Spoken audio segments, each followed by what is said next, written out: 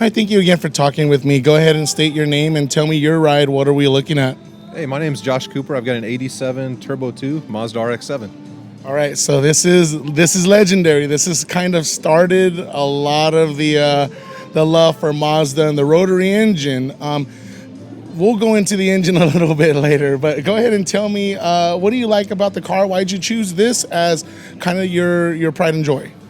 I've always loved the RX-7. I had one back in the day. I had an 86 non-turbo, and I've just loved them ever since. And I finally got to the point where I had some money and could get a cool car and hunted and shopped and found this one. But I love the rotary engine. I love the idea of it. I like the power it makes. I like the sound it makes. It's just an epic car. It looks good. It's there's not a lot of them on the road, so it's fun to keep one alive and keep it pretty pure. Yeah, and this is the FC, right? Correct. Yeah. And so I've always loved the cleaner lines, the more kind of like swooping kind of a sensation you get when you look at the car.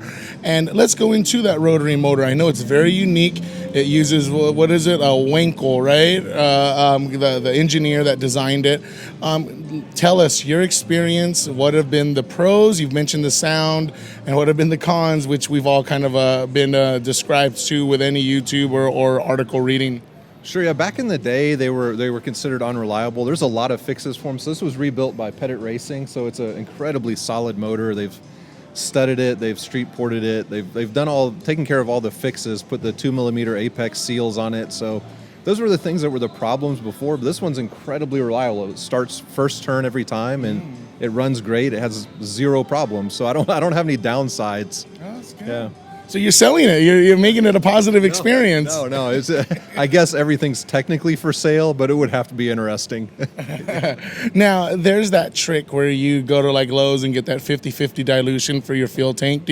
Is that some of those nuances you have to do with the motor? Have you done that in the past? Or what are some of the things that you just have to do differently for this car? Yeah, I definitely use fuel additive every time. They make a mixture. So Pettit Racing makes their own fuel additive. I use that. And then there's a Renewable Resources. They make I don't know what it's based on. It must be like a vegetable oil type thing. But I like the Pettit Racing one a little bit better. And what is that supposed to do? Could you describe that? Sure, it lubricates the rotor as it spins around because it all spins in the combustion chamber. It's just a giant spinning Dorito, hence the Doritos thing there.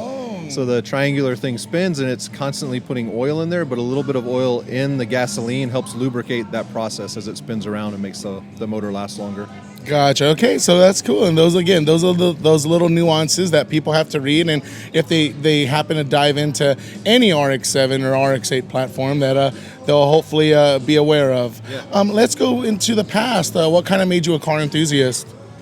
I don't know. Like, how do you answer that question? Like, I've always liked cars. I thought they're like art. You know, like cars are beautiful. They're designed to be eye-catching. Mm-hmm. So I've just always been drawn to cars, and I've always specifically liked the RX-7. Yeah, and again, I with the pop-up headlights, the appreciation of the swooping lines of it, I think it's a wonderful platform. What are your plans for this car? I mean, it's extremely clean. I'm assuming it's just more of a show, putt around town. But have you taken it to maybe an autocross or the Ortegas, or what have you done? No autocross. It's too clean and too nice. I don't want to. It's almost too nice. Like, I wish I had one I could mess around with and tweak it a little bit, but this one is pretty pure, and I kind of want to keep it like that. It's just a garage queen. Goes out for cars and coffee and car shows. Yeah. Hey, same here, man. That's all I'm doing with that. Last question, and let me get your thoughts about this. California wants to kind of transition us to electrification in the next 15 to 20 years. So what are your thoughts of electric cars and kind of the future of the car culture?